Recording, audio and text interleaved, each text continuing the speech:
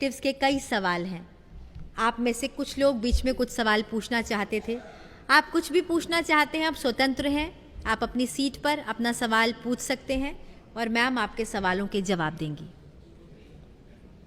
जिससे पहले कि सवाल शुरू हो, मैं फिर सभी सब्जेक्ट्स पे, सभी टॉपिक्स पे थोड़ा थोड़ा छूना चाहूँगी।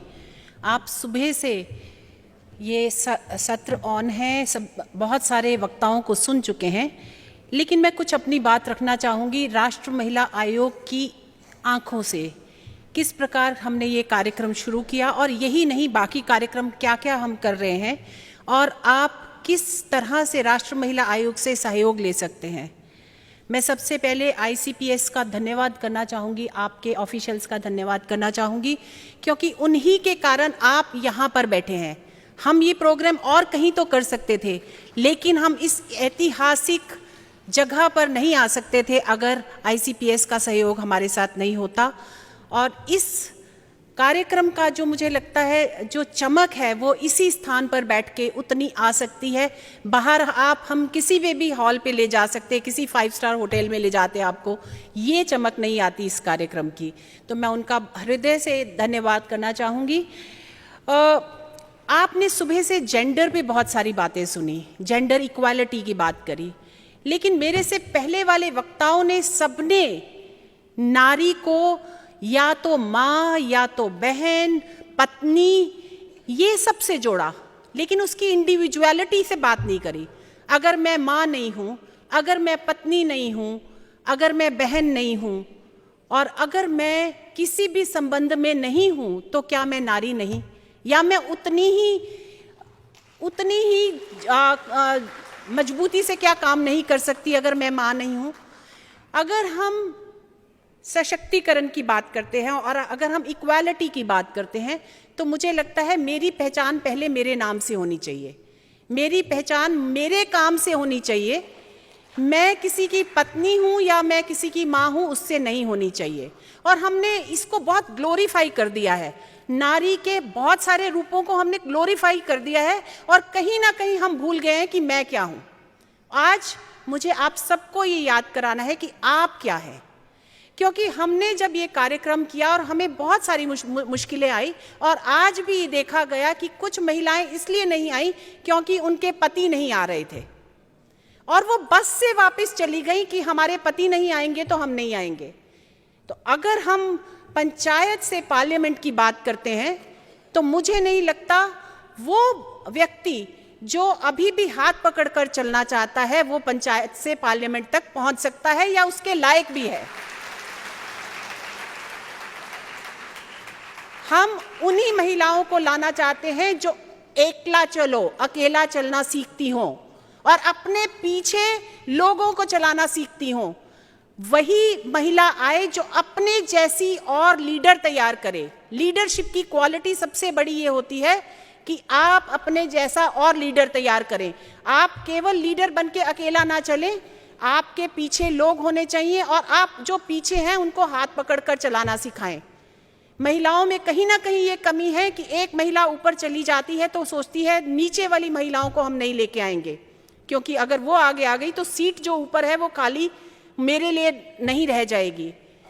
लेकिन आप क्या सोचती हैं, अगर हम दूसरी महिलाओं का हाथ नहीं पकड़ेंगी तो और कैसे आगे बढ़ेंगी?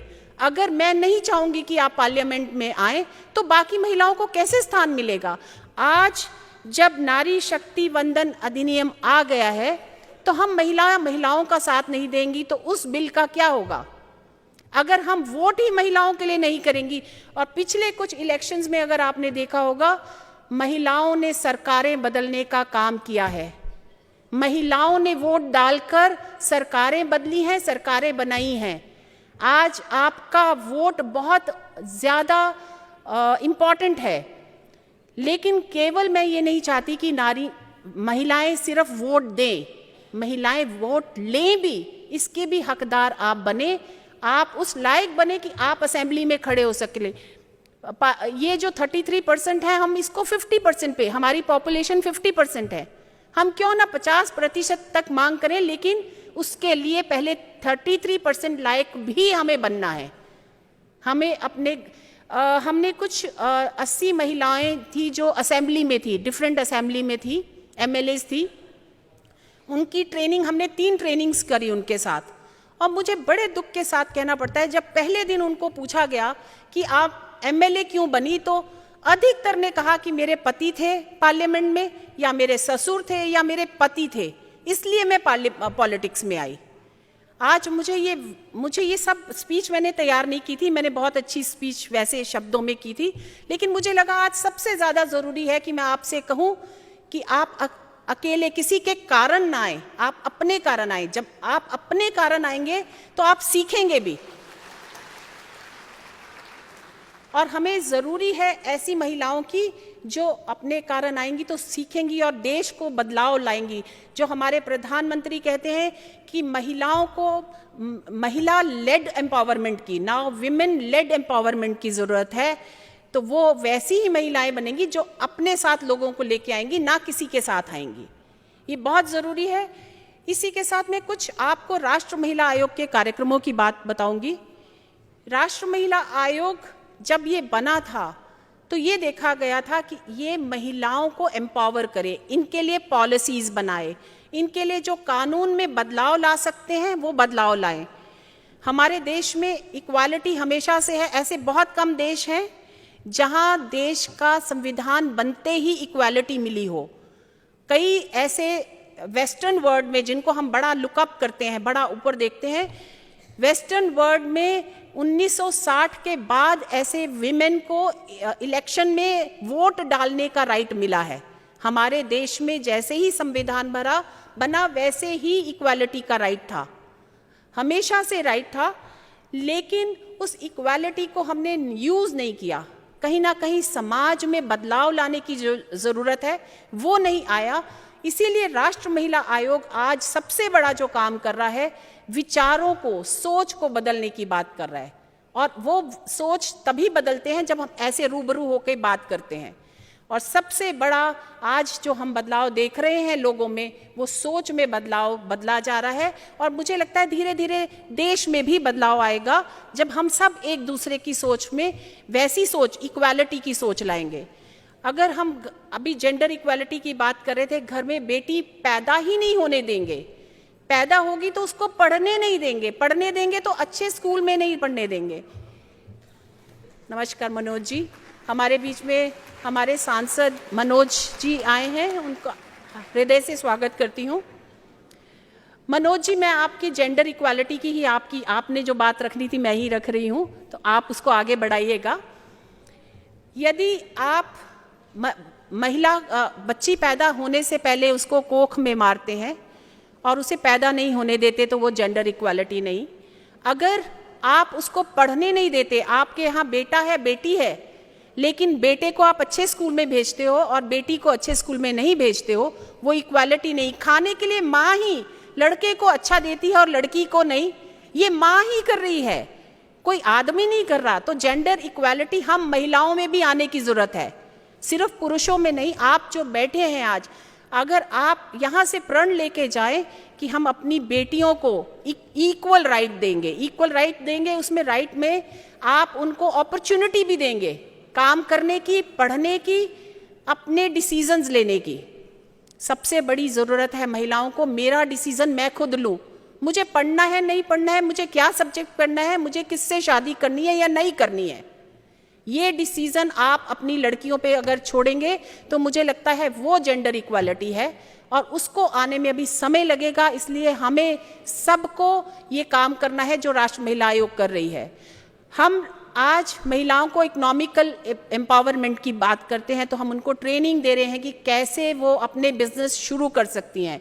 ये हमने जगह जगह IIM के साथ ये ट्रेनिंग्स दी है कि वो अपने बिजनेस एंटरप्रेन्योर कैसे बन सकती हैं। वो हमने जगह जगह कॉलेजेस में, स्कूल्स में जाके इसकी बात रखी है और कुछ इंस्टीट्यूट्स के साथ ट्रेनिंग रखी है। ये हमारा काम नहीं था, और कई लोग कहते हैं कि आपके एक्ट में नहीं है तो आप क्यों करते हो, लेकिन एक्ट से बाहर, हमारे काम से बाहर काम करेंगे तभी हम, मुझे लगता है, हम देश को उस ऊंचाई पे पहुंचा सकते हैं जिस ऊंचाई का सपना हमारे प्रधानमंत्री ने दिया है, दिखाया है हम सबको। हमने बहुत सारे ऐसे कार्यक्रम, लीगल अवेयरनेस, महिलाओं को अपने राइट्स का नहीं पता होता, तो हमारे क्या राइट्स हैं वो हमने बताने की कोशिश की है। हमने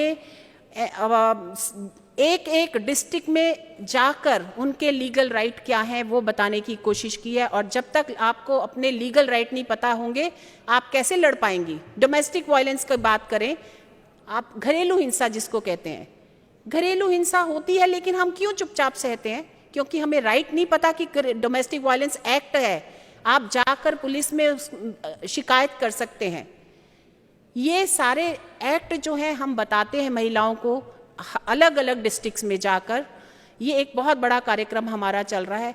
ऐसे ही अनेकों कार्यक्रम हैं जो हम चला रहे हैं। मैं इतना समय नहीं ले सकती क्योंकि हमारे बहुत सारे कार्यक्रम हैं और आने वाले समय में हम और कुछ नए कार्यक्रम, हमने अभी कुछ डिस्ट्रिक्ट में जाके सेफ्टी ऑडिट किया कि कितने सेफ हैं, सिटीज़ कितने सेफ हैं, उसका रिजल्ट भी हम जल्दी ही रखने जा रहे हैं।